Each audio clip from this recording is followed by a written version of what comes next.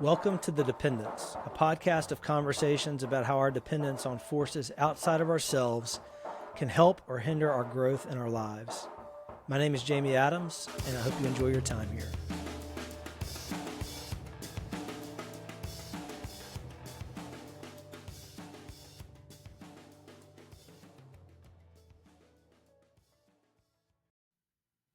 Hey, welcome back to The Dependence. Sorry, it's been a few weeks since I've released anything, but I really wanted this person that I'm talking with today. His name is Rory Clark. I wanted him to be the next person that I featured in a conversation. And we just had a hard time coordinating calendars. He's been on some trips. I've been really busy with work and some other stuff. And so we finally took some time really early this week to catch up. And Rory is probably one of the more influential people in my adult life, probably actually my entire life, save my dad, grandparents, my mom, Pat Harrison, my tennis coach, who I will be talking with very soon as well. But Rory, I hired Rory here at Scorpion to help with some sales training a bunch of years ago, back in 2015. He became more of an executive coach and really honestly became more of just a life mentor. I have spent hours upon hours in one-on-one meetings with Rory. I've got a Google Doc that is probably north of 200 pages of notes from different interactions and coaching sessions I've had with Rory. And he's got a great story. I really love talking with the guy. We only talked for an hour because we did this really early morning this week before work. So couldn't get it into as great of a detail as I'd like to, but I'm sure I'll talk with him again. Anyhow, this week, again, talking with Rory Clark from Chicago, Illinois, lives in Gilbert, Arizona now, owns a company called Focus Selling. He's also a pastor. And his name of his church is Barah Ministries, a Christian church right in Gilbert, Arizona, right outside of Phoenix. And I hope you enjoy this conversation with Rory. Thanks a lot for coming back by. You always look great, man. I don't know why I'm surprised that I asked you to jump on my podcast at 6 a.m. and you're in a suit. Oh yeah. I'm not playing, man. I know you're not. You never do. You never do. Well, thanks for being here, man. It's good to be here. It's good seeing you. One of my favorite people ever. So well, it's a real pleasure to work with you. Not quite sure what I did to deserve that. I'm sure I know for a fact you felt differently a time or two, but at least you always tell me when you feel differently. That's right. So how you been, man? I've been really good. I'm excited about getting to train the next generation of focus selling zealots. I know you are. So that's a good starting point. So just for context, I met you back in 2015. Mm-hmm. I'd been at Scorpion, the company that I work with or for about a year at that point, and was trying to figure out how to effectively grow and scale our sales organization, and decided I needed a really good sales methodology. And so I started looking for sales coaches. And Brian Davis, who's on my team and more importantly, a really good friend of mine, had worked with you at a previous company and introduced us. And we ended up bringing you on to help us at Scorpion. And we adopted Focus Selling, which is not a sales process. No. It's a customer development system. That's correct. Look at that. See, I learned some things, man. You did. I didn't want to have to things. You. I didn't even go back and brush on my notes before bringing that back up. Look at that. Well, that's the great thing about focus selling is that when you get into it, it disappears inside of you. And I think all good things that we encounter in our lives disappear inside of us when we decide to commit to them. And that's what you did. And, not only has it helped you, but it has helped countless people. There are people who took focus selling 9 years ago at Scorpion who are still using it. And, things that have value keep their value over time. Yeah, they do. They do. I will say though that as much as I benefited from learning about how to actually take a prospect in business in a sales conversation through a defined process to help them, reach their desired outcome. What I learned and what I valued most about our relationship over the years is more just how you've helped me personally Mm-hmm. in a lot of different ways. Things that I struggle with, things that I still struggle with. I know that I sent you a text Mm-hmm. message a couple of weeks back about having read "Sit, Stand, Walk" by Watchman Nee for probably the 10th time, and realizing that I'm oftentimes still finding myself trying to learn how to sit in that context. Yeah, that's the hardest part of life is just waiting. Yeah. And we're taught in the world to be very impatient and not to wait. But especially when the spiritual life is dominant in your life, and as you know, I'm a pastor, and my Lord and Savior is Jesus Christ. And I remember when I was ordained, I said, "All right, Coach, put me in the game," and he said, "Just go sit down." Like, no fair. I want to play. Yeah, you're not ready yet, but I'll get you ready. And Yeah. that's the way he works, and I love that. Yeah, so let's talk a little bit about your journey from growing up in Chicago, Hmm. being raised by a single mother, Hmm. um, going to a very prestigious Catholic high school, Hmm. going. I don't want to forget being a bat boy for the Chicago White Sox, Hmm. going to Northwestern, Hmm. who you still proudly rep all the time, and my middle nephew Grant still gives you a lot of trouble for how horrible of a football team they are. Yeah, he does. Um, and then eventually, finding your way into sales at CBS radio back in the Mm. day, and then eventually, finding a career in sales training. And I know you hate that word, but Yeah, we'll just generalize it. So, talk to me a little bit about what it was like growing up in South Chicago, single mom, back yeah, in the era where you did. yeah. So I grew up at 37th in Michigan in Chicago, and my goal every day was to get home alive. And that was my mom's goal for me as well. She was 38 years old with four kids under the age of 11, two under the age of two, and with two divorces under her belt, making 14 grand a year. And I think I paid 14 grand last month in taxes. Mm, So, I mean, just to put it in perspective, and I can see God's hand in everything that happened to me because he orchestrated me going to St. Ignatius College Prep in Chicago and being trained by the Jesuits whose philosophy was you will learn or we will beat you.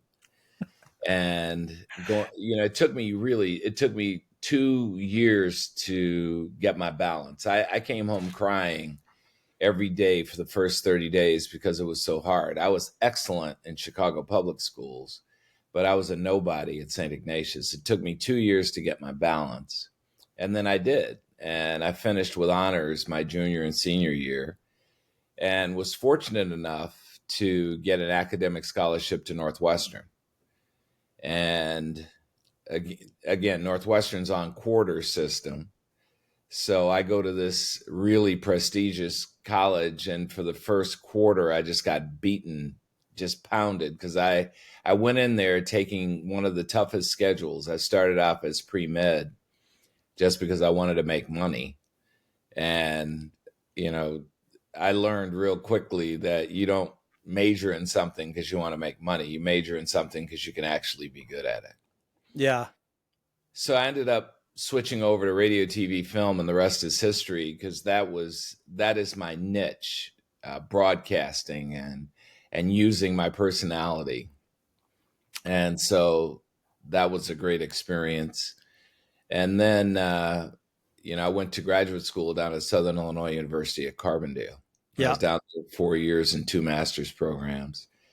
And so the journey really was, St. Ignatius was, here's what it takes to be successful. Northwestern was, you have what it takes to be successful. And then Southern Illinois was, show the world that you're successful. And so, my early life was really just a series of beatings and tribulation just to shape me into the person that God wanted me to be. Yeah. We often talk about, it's been a while, but we often talk about kind of the different stages of life from your point of view, right? There's that, like, I can't remember the age gaps, but it's climbing, coasting, And contributing. contributing. Yeah. Yeah. Yeah. Yeah. So from 0 to 40, it was climbing. And that's where you're slaying your demons and trying to find your niche. And then one of the things that was really important to me, because my dad left my mom 30 days after they got married when she told him she was pregnant with me. One of the things that was really important to me is that I was not going to be a deadbeat dad. And so the next portion from 41 to 63 was coasting. And the coasting was have a career, but be home with your kids so that you can raise them. So I worked 60 days a year in my consulting career, and I was home 305. So I didn't miss any of their events.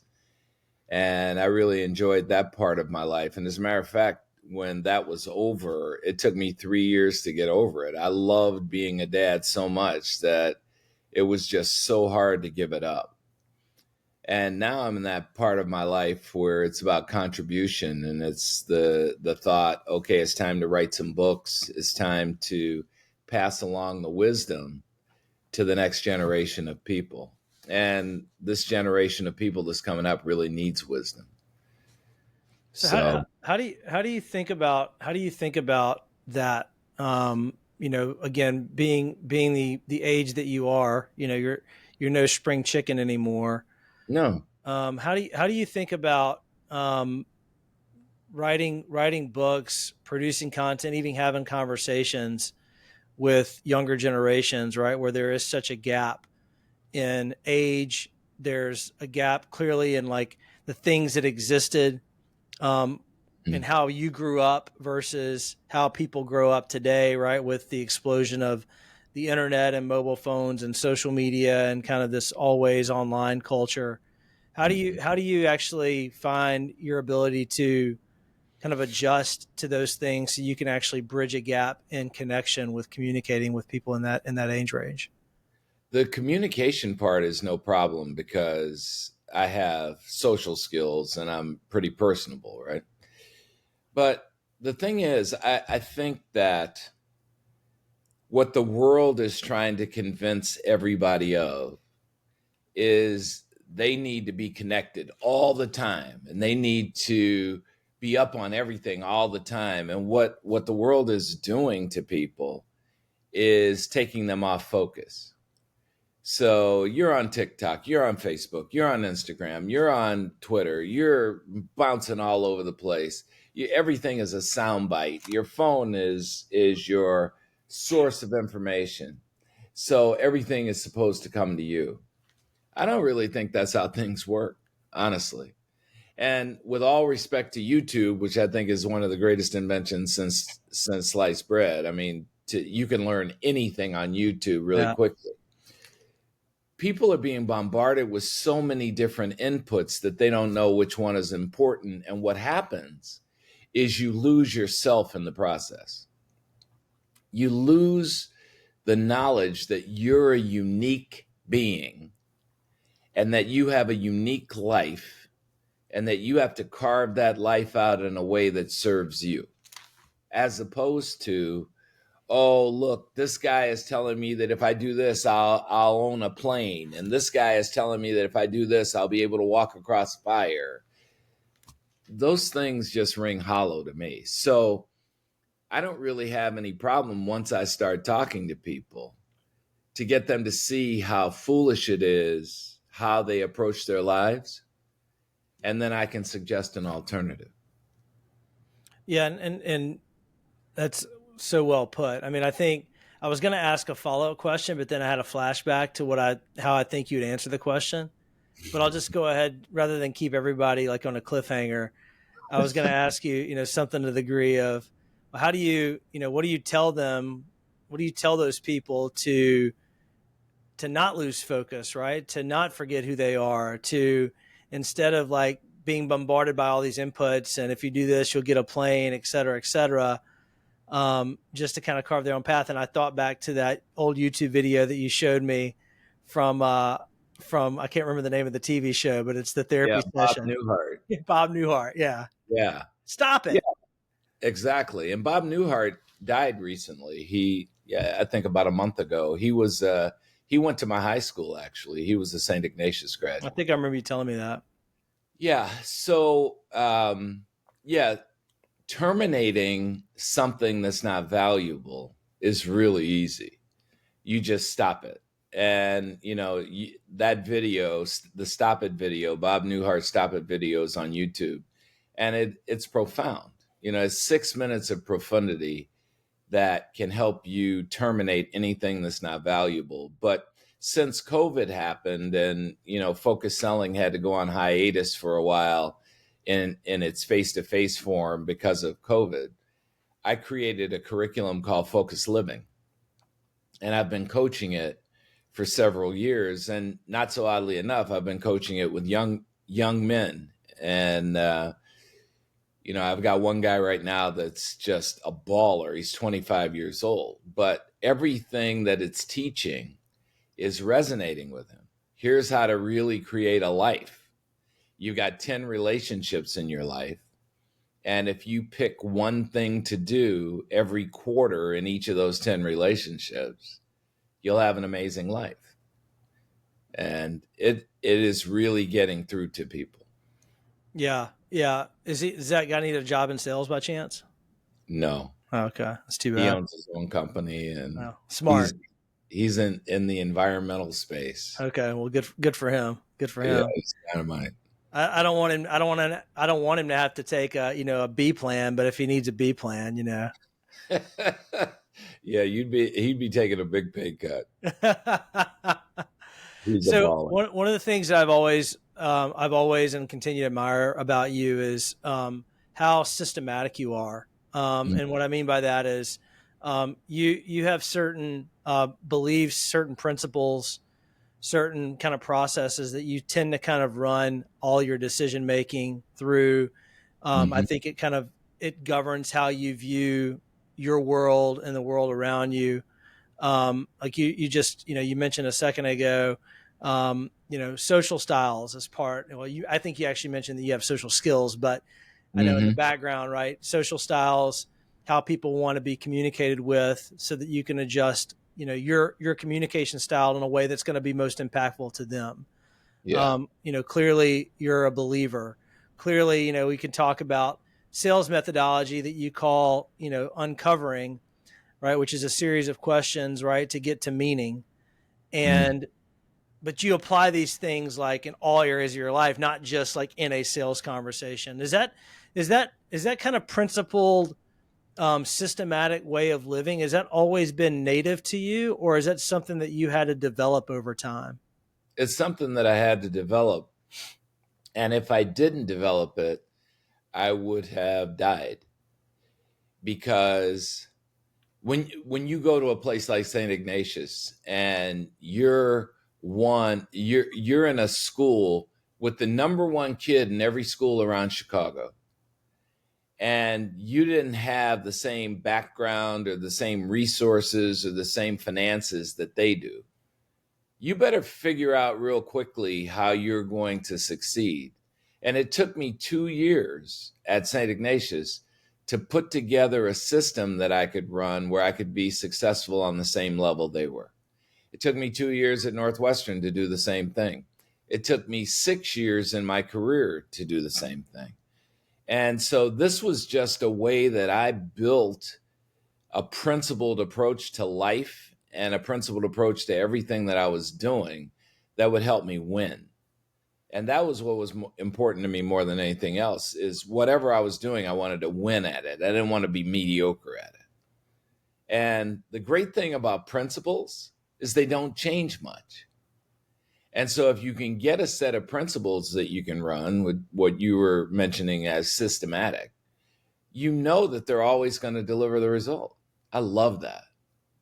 Right now in my life, I'm in a tremendous place of incompetence because I'm doing things that I've always wanted to do, but I'm completely incompetent at it, like yoga. I'm completely incompetent at yoga. And I noticed that I don't have the same balance as these 90-pound women in the Lululemon pants have. And there are a couple of them that can put their head between their legs and look back at themselves. And I asked one of them the other day, "Do you think I'll be able to do that in a year?" She said, "No." Yeah. I think she's right. I will never be able to do that. I think it's funny, not to get too much down a rabbit hole, but I played tennis in college at Memphis for a couple of years, my first 2 years of college, and I was not then, and I'm still not flexible. Mm-hmm. And my coach at the time, great guy, he made me do a few things pretty quickly. Number one, he made me get rid of all my sugary cereal. So he came to my dorm room one day, and I came back from class, and like he had like taken all of my like Fruity Pebbles and Fruit Loop cereal and replaced them with like Raisin Bran and all this boring stuff. And the other thing he made me do was like take a yoga class, and this is before yoga was cool, right? Mm-hmm. At least it wasn't cool where I grew up in North Louisiana. But Yeah. it was me at the Racket Club of Memphis, and probably 7 or 10 like women whose average age was somewhere between like 50 and 65, and Mm-hmm. they were able to do some of the things you just described, like put their head between their legs and like look upward, and I can't even like palm the ground like with Exactly. my legs straight. So I just remember thinking, man, I'm here playing Division 1 college tennis, yet I'm getting schooled by these women at Exactly. basic stretching. Exactly. And that, okay, I'm willing to be incompetent at something. I'm looking into an investment strategy called tax liens and tax deeds. Yeah, you I'm talked to me about completely that. incompetent at it. But I'm not going to be incompetent at it in a year. Yeah, I'm going to use my principled approach to mastering those things, and I'm going to master them. And I think that's the key to staying alive, that you just keep growing, keep going, and keep growing, and keep exposing yourselves to things that make you uncomfortable, because comfort is your enemy. yeah, yeah. You're right about that.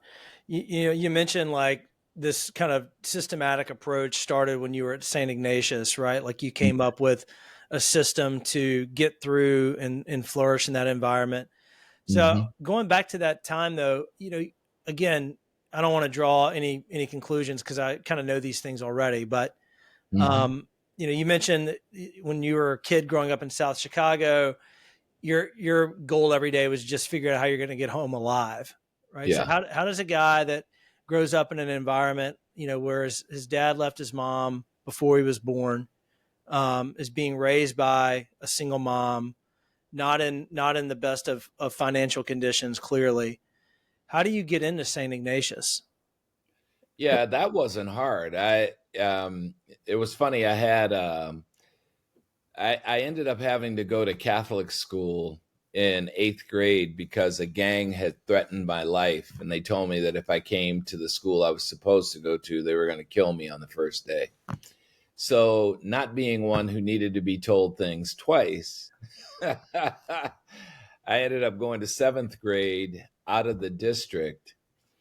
Um, I had to travel about 15 miles from my home every day. And they discovered during the year that I was using my aunt's address to go to the school. So they kicked me out at the end of the year. And so I ended up going to Catholic school in my neighborhood. And I had a teacher, Sister John Mary. She was about 4'8". And I'm pretty sure she was a distant cousin of Adolf Hitler because, boy, I tell you, she was tough on me. And I could tell you a million stories about how tough she was. But one day she came up to me. I was leaving class, and she said, "Mr. Clark." I said, "Oh God, here we go. So what did I do now?" She said, "Where are you taking the entrance exam for high school?" And I said, "I'm going where all the other boys are going, to Hales Franciscan." She said, "Take the entrance exam at St. Ignatius. You're not like these other boys." And I said, "What do you mean?" She said, "You can read, you're smart, you're articulate, you can compete over there."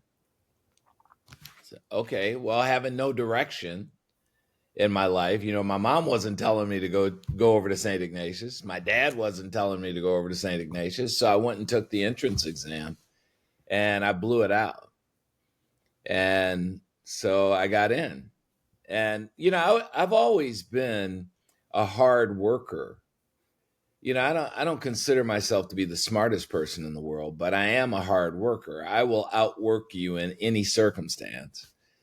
And I think that's what helped me to get into St. Ignatius. And then once I got in there and realized how incompetent I was going to work until I got competent.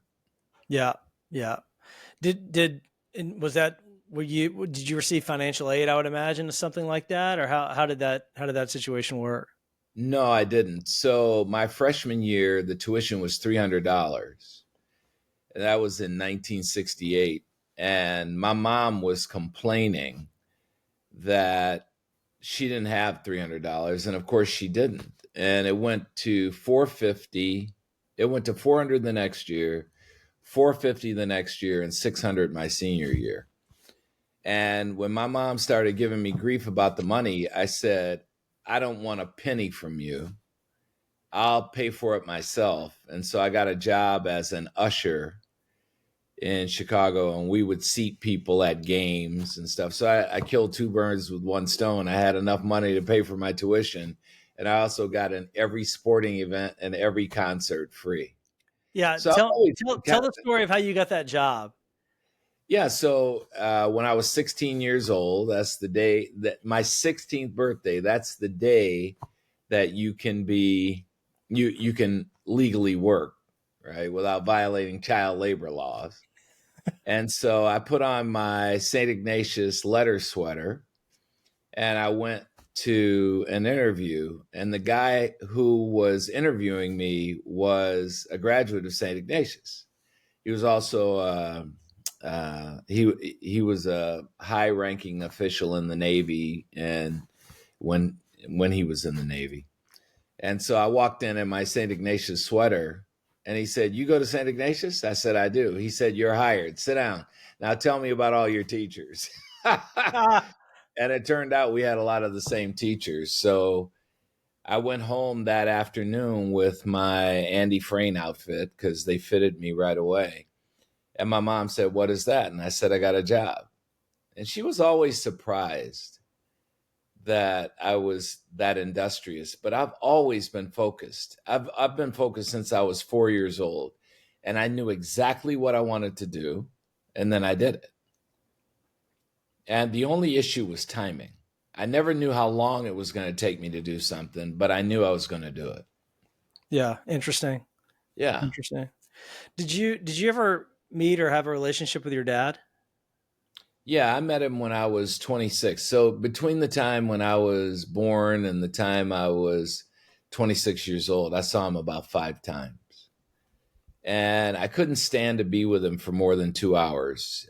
He was an alcoholic, but that wasn't really why I couldn't stand to be with him. I couldn't stand to be away from my mom. I mean, I am a mama's boy through and through. And then when I was 26 years old and working at CBS, he called me and he said, "Hey, I'd like to get to know my son before I die." And I said, "Well, are you planning on dying soon?"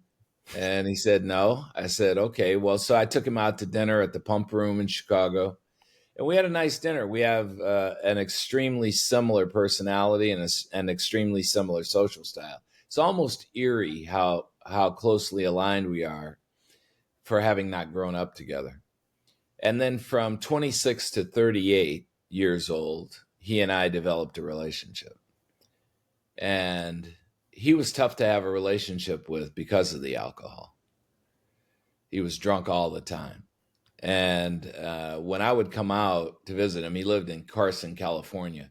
I'd come out to visit him. He'd get sober for a few days before I would come because he thought that that was what I want. But I actually preferred it when he was drunk because, boy, when he was sober and he was going through those DTs, it was brutal.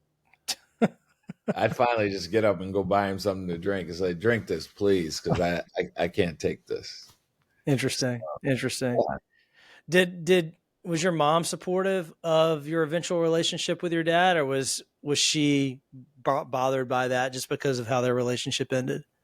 Well, my mom was indirect. Now, when my dad left, it devastated my mom. And, you know, the thing that I've always said is she died the day he left, but she was buried about 43 years later. Mm. But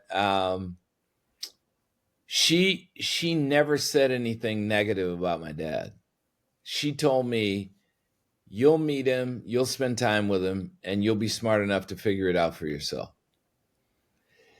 But she was indirect, so you could feel the undertones of the hurt. And, you know, I got to deal with a broken woman for 43 years of my life. And I just made a commitment that no matter what happened, she and I would never lose touch, that she would always be a primary focus for me in my life, that I was never going to abandon her.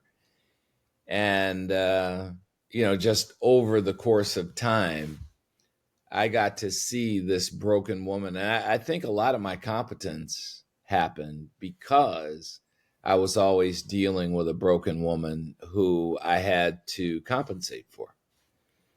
So I've been an adult since I was 4 years old, and it didn't bother me a bit. I think she's one of the best women that I've ever met, and I would do anything for her.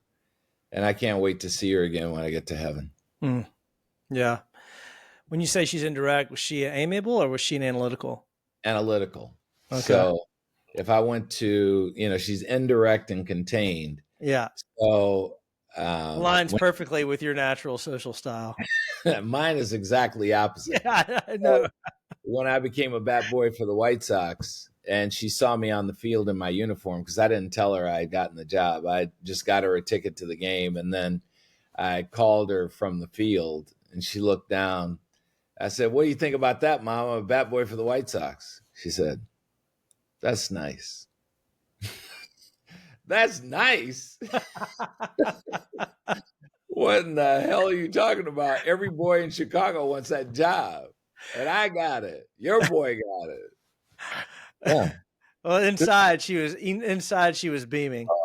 Oh my God. Yeah, she'd tell everybody, but she'd never tell me. So why did you choose? You know, you mentioned going to college, and at first you're going to be pre-med because it's a way to make a lot of money. By the way, that was my first degree, or my first major in college, is the same, for the same reason, believe it or not. When did you realize that you were going to have a career in sales? Not until I got out of graduate school. The teachers at Southern Illinois University in the radio TV department were all people who had been successful in broadcasting and had come to teach in the latter part of their lives. And all of them were pushing me to sales.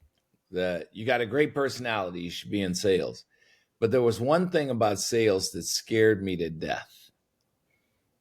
Quota. You have a quota. And man, that just tied me up in knots.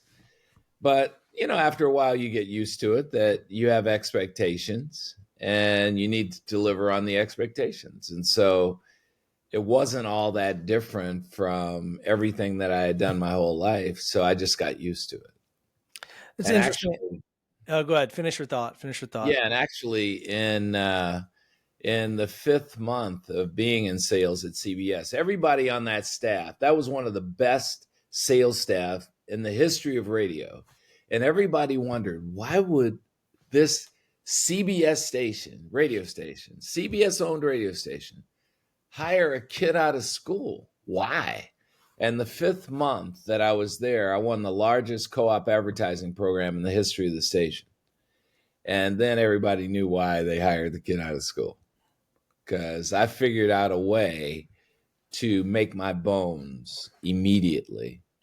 And I never had a respect issue after that. It's interesting. One of the things that I think I immediately gravitated me towards sales was the quota. I Mm, don't, I've never thought about that until you just, but I mean, I think it's just because it's like, again, having played sports my entire life, hmm knowing what the bar was for winning or losing. hmm So like just having the clarity on, okay, what a win looks like is just very subjective. Sorry, very, very objective, right? Like, Yeah. here's the number, go hit the Mm, number. If you hit the number, you're winning. If you don't hit the number, you're not. yeah. My first three, and by the way, I was similar to you. I mean, I didn't get into sales until 3 years into my career post college. So, hmm um, I never even thought about being in sales, honestly, before then. But I do remember when I started my first sales job, one of the things that I just gave me an immediate sense of relief was just knowing what winning looked like. Yeah. Right. Like there's not, it's not some subjective sit down with a manager where you do a quote unquote performance review or a Mm, 90-day or quarterly review. And it's a lot of kind of an opinion based with, yeah, obviously there's some work product that goes into that. Right. But there's a lot of blurry lines hmm in like the standard kind of business role. Whereas in sales, it's like, it all starts with, did you or did you not hit the target? Right. And then there are some softer, more intangible things that you can be developed around, but you don't really get a shot at those if you're not hitting the target. Right. So, Yeah, that's right. um, and then I know like, so pretty quickly, I would imagine that the quota got to a point where it didn't scare you, because since I've known you and interacted with you, I've never really heard you, there's not been much hesitancy when talking about quotas No, relative to sales. no. And I think that at the time I didn't know something about myself, but I'm a clarity freak. And so when you're a clarity freak, the thing you don't want to be is confused. That's what's great about sales. And it's what you described, that there's a clarity about what it is that you're doing when you're performing. And eventually, as I started to learn more about myself and I learned that I was a clarity freak, then the quota became a natural thing. The lousy part of my life, Jamie, is that with everything, I've had to be a pioneer. I didn't have a dad telling me, hey, don't go down this road because that road is a dead end.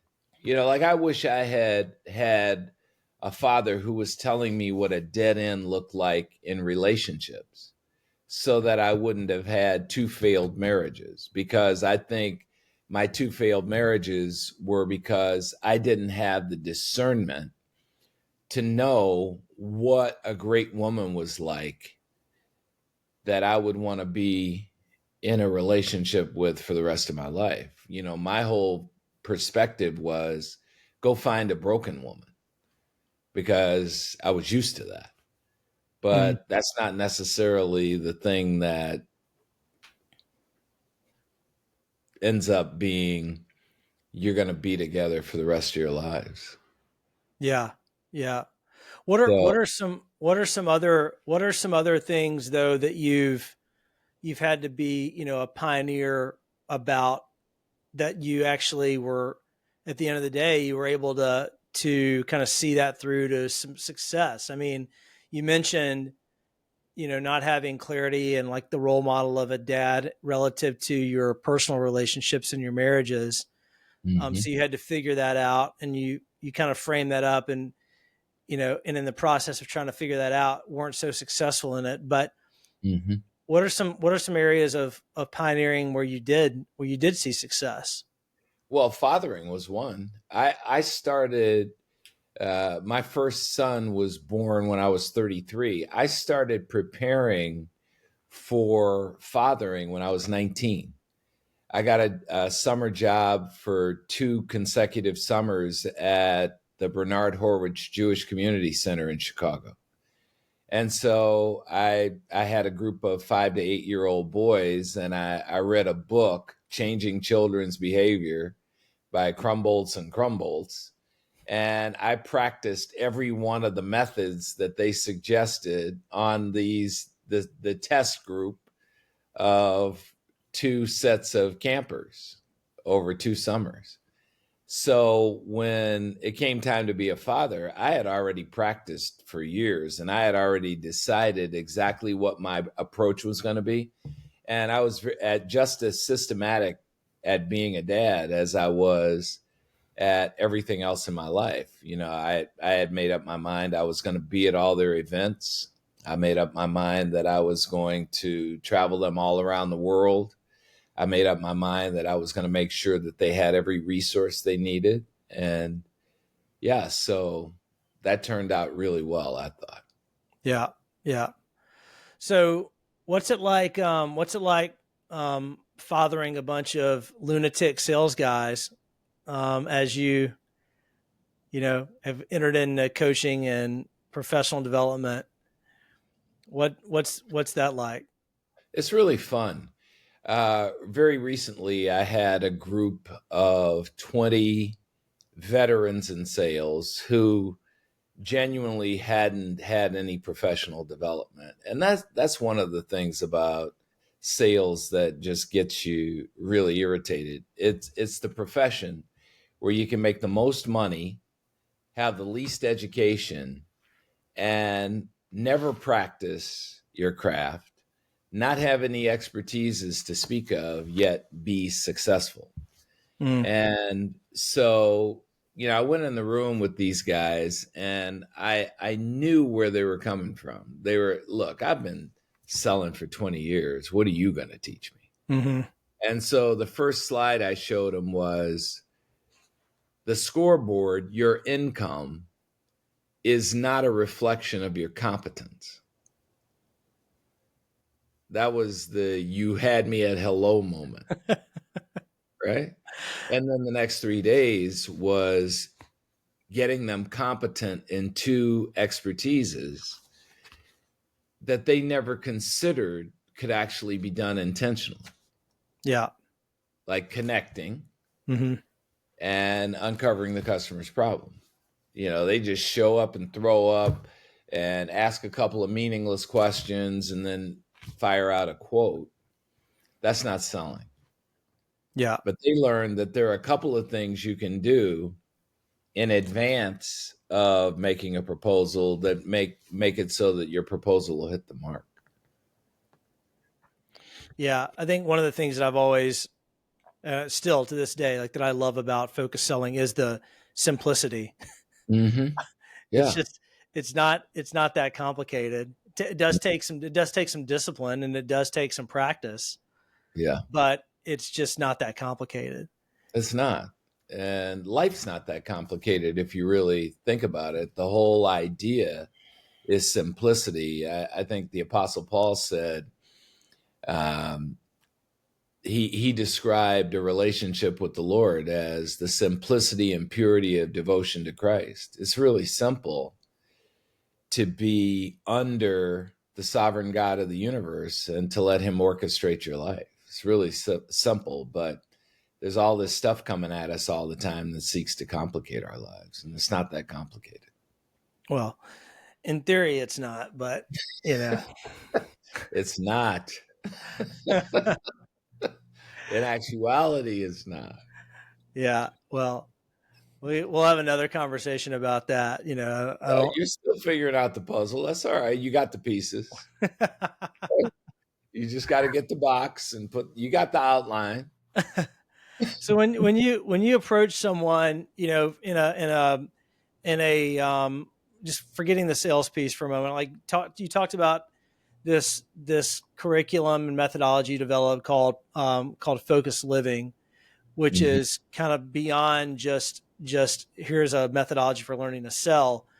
When you take someone on that capacity, right? I think one of the things, the gifts that you have is the ability to really, like, I feel like you're like one of the few people that like can look into my soul Mm-hmm. and and and kind of assess where I am Mm-hmm. and who I am and who I want to become, despite the moronic actions I take on the journey. Um, how did you develop that gift, like the ability to just to to listen and to really understand people on the level that you do in a way that can kind of help them move from a place that they are to maybe a place that they want to be? Well, that's how I stayed alive as a kid. So you're always making an assessment when you grow up in the ghetto of what is dangerous and what is not. And every day in school somebody was telling me I'm kicking your ass at 3:15, right? Because 3:15 is the time we'd get out of school. So again, not being a person you had to tell things to twice, I said, okay, so if you're going to kick my ass at 3:15, you have to catch me. And so I had 10 escape routes that would get me home safely. And each of those escape routes had no obstacles to getting to my home safely. I knew that there were escape routes that I could take that would pass me through another group of people who would maybe take advantage of me. And I can't tell you how many years I had bad dreams about that particular route. But I had 10 ways to get home safely. And I was sitting there watching for the exact moment that the teacher would say line up, and I was the first person in line, and I would look back, and the person who told me that they were going to kick my ass was 10, and I knew that they had no chance to catch me. And so when when you're doing that for years, and then you come into a corporate setting and you're sitting in front of somebody and they're telling you their deal, you are looking into their soul because you have to make an assessment of a lot of things. One thing is, how serious is this person? Which I would express as, how full of shit are you? Because when Mhm. I'm interacting with people, that's the first thing I want to know. And then, what do you really want to do? And if you just stop and listen to people, they'll tell you what they want. And then your job then simply becomes to help them get it. And I Yeah. love doing that. I loved it. Yeah. You realize that I have like almost 200 Word document pages of notes from our sessions over the years. Absolutely. As do I. Yeah. Well, Yeah. a lot of mine came from notes that you would take during our sessions for us, Yeah. right? Yeah. Yeah. There's a book in there somewhere, I think. Yeah, maybe so. Maybe so. I don't know if I want to write it, but um what are just curious, because one of the things that I've tried to set out on this podcast is to talk about, difficult things and how experiences and relationships with each other and with God kind of play a positive or negative role in our lives. But when you look at me, right, and the best of me and the worst of me, Hmm. what are some things about both that stand out? Well, so you mean you personally? Yeah. Yeah. Well, I think you're one of the most charming people I've ever met, and you could charm Chrome off of a trailer hitch. And so, so when people meet you, they absolutely love you and they want to do what you suggest. What a great thing, what a great quality to have when you're in sales. I think on the other side of the spectrum, you you don't think you know what you want. You think that on this journey of life that somehow there's going to be this magic thing that pops in that's just going to crystallize everything for you. But you've known for years what you want, and you spend most of your time gravitating away from it. And so you're going to get tired of that at a point, Okay. which So, is which is one of the great benefits of age, the wisdom to get tired of the stuff that you do that you know isn't working for you. yeah. And I have absolute confidence that you've laid a foundation in your life so that when you figure out what you're tired of doing, you're going to look down at the foundation and you're going to see, you're going to be like Dorothy in The Wizard of Oz. You're going to clip your red heels together a couple times, say there's no place like home, and realize you had everything that you needed all along. So what do you think that is? The thing that you want, Yeah. well, you're a difference maker.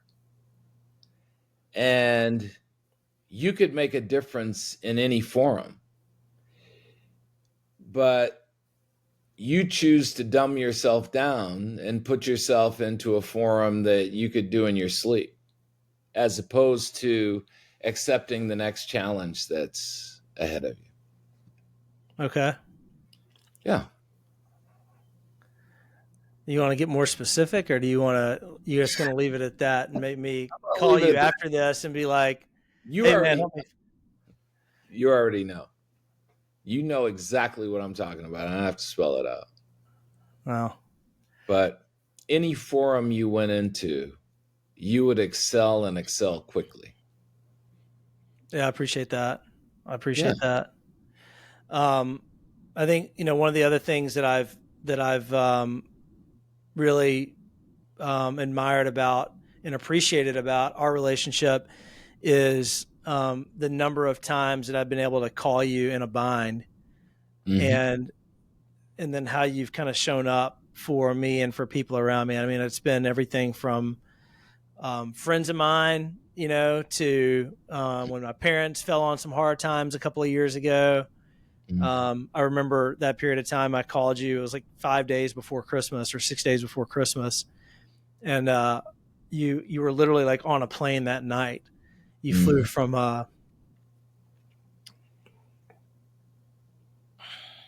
Phoenix. yeah, sorry. You Yeah, flew man. from Phoenix. Flew from Phoenix here and spent a few days Yeah. with me. You're important to me. Yeah, no. Yeah. Always have been, always will be. Yeah. And you've done that for not just for me, but like I've called you about other people in my life that are important to me that you don't know from Adam or didn't know from Adam until I called you and said, "Hey, I got this friend and he needs somebody like you in their life right now. Can I have them call you, or can you call them?" And you're absolutely. And the next thing you know, like you're like better friends with them than I am. It's Yeah. um Instant bonds. yeah, Yeah. yeah. But there's certain people that I mean, look, man. I mean, I've fortunately I have a lot of people in my life on the grand scheme of like of fortuitous encounters with great people. I've got probably more people than the average that I think I could call and I could say, "Hey, can you be here?" And quite a few of them would say yes. Not very many that would fly across the country, Mm. kind of day of. So I really appreciate that about you, man. Um, I don't want to turn this into a impromptu coaching session either. So, um, um, but one of the things, one of the other things I was funny. I was reading back on my journal from the time when you came over from Phoenix that year. I think it was 2021. Mm. Yeah, no, it was 2020, end of 2020. It was during the pandemic. Mhm. And we were at dinner at Masumi, which is one of my go-to sushi places here in Dallas. Not your favorite uchi, but I still think I remember you enjoying that. I did. And but you and I were having a conversation about gratitude that night. And do you remember how you define gratitude? I don't. I'm gonna cheat a second, and I'm gonna find this in my journal because I just was reading it the other day. Actually, I was reading it on my birthday, and Mm. maybe it's the day after my birthday. Um, but I love this, and that I thought it was. You said gratitude is a combination of mentality meeting emotion, and I because I think one of the things that I struggled with, and I still struggle with in my own head, is like feeling gratitude, right? Like, Mm-hmm. um, despite trying to wake up most days and like spending a few minutes just in prayer or journaling or a combination of both, just in a state of being thankful and grateful for everything that's incredible about my life and even the tough things are, but like it's easy to kind of think about it, but very I just don't tap into the emotion very often. Yeah. And And go and ahead. you can't. So when you got choked up just a few minutes ago, that was your emotion responding to your mentality. So when I say gratitude is a mentality, it is, and your emotion will respond to it. So you had a thought. I was in a pickle, and this guy got on a plane that night and came to me, and then your emotion said, "Hey man, that's really cool. Get choked up." Mm, And so gratitude is much more mental than it is emotional.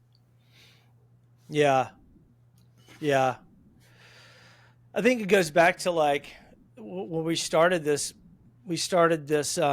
conversation. You one of the things you brought up when we talked about all the messages hitting people, Mm-hmm. through different channels and mediums today. And not you, I'll say me. I come across, be it a podcast or read a blog article or some snippet of video on Instagram where people are talking about gratitude, and it seems to come from this like very spiritual, emotionally charged perspective. And it's like, shit, I want some of that. Yeah. Right? Like, instead of, maybe that's just not how maybe I'm not built that way, or maybe people are just intentionally trying to get a charge out of me by producing a video, right, that makes it sound like it's this really spiritual thing, but maybe they struggle with the same thing too. Who cares, I guess, at the end of the day. But Yeah, um you aren't built that way, and there's no question that if I send you a TikTok video on gratitude, I can paint gratitude as this thing that you don't have and you wish you had. But after you watch the video, you don't get a chance to question me about my own life and see how gratitude manifests itself in my own life. You just hear this soundbite, and then you make it mean something that it may not mean at all. So that's part of the problem with all these sound bites, that here's an input coming to you, and you have to decide whether that input is valuable in the life you're building, as opposed to, oh, that's a great idea, oh, that's a great idea, oh, that's a great idea, and then 5 or 10 times of that's a great idea, you don't even know who you are anymore. yeah, yeah, it's It's good not a, perspective. yeah, it's not effective. Yeah, yeah. Well, um what has been effective is this conversation Yeah. today, and I'm thankful that you took the time to jump on and talk with me a little bit. um Yeah, you miss these. I do miss these. You're right. I do. um but I'm glad we did this today. Um, didn't mean like, I think the last 20 minutes started to get back into like the weekly coaching sessions, where probably the more emotional times that I've had over the last several years of my life have been on those types of conversations. hmm Well, Um, in your defense, I was on a podcast with Donald Miller, mm, and we were talking about sales, and I have so much respect for him. And it was so funny. You could actually see a shift where he went from interviewing me to learning from me mm, and started taking copious notes. And I think that My whole thing is I want to make a difference in every life I touch, one person at a time. And I can see it when I make a difference in somebody's life. And that is gratification beyond measure. Yeah. And, I didn't remember what I said about gratitude because God was probably speaking to you through me. And that's meaningful to me. And, maybe I don't have any books written, or maybe I don't have any podcasts or TikTok videos, but I do have a world in 30 countries littered with my influence, where I was interacting with people one on one and it made a difference in their lives that has lasted for a really long time. And that's what's meaningful to me. Yeah. Oh yeah. I mean, I'm definitely one of those. I mean, I think Yeah. there's I can't tell you how often I pull out, my virtual book of 200 pages of Google Doc, Microsoft Word notes from conversations that we've had. And like I said, I mean, notes that I've taken in my journals over the years during our coaching sessions brings me like right back to those places, right, where I can actually remember more times than not, like actually having that conversation in real Mm-hmm. time. And the imprint, I mean, even going back to the gratitude piece, the other, because you just mentioned, God speaking through you. Mm-hmm. One of the stories that you told me that night that really resonated when we were having the conversation about gratitude. And I was really, I was like really concerned about not feeling gratitude. And you were like, Jamie, like, think about this. You're Mary, Mary, the mother of Jesus, and Gabriel comes at you and says, hey, in a dream, and says, hey, you're going to get pregnant with the Messiah.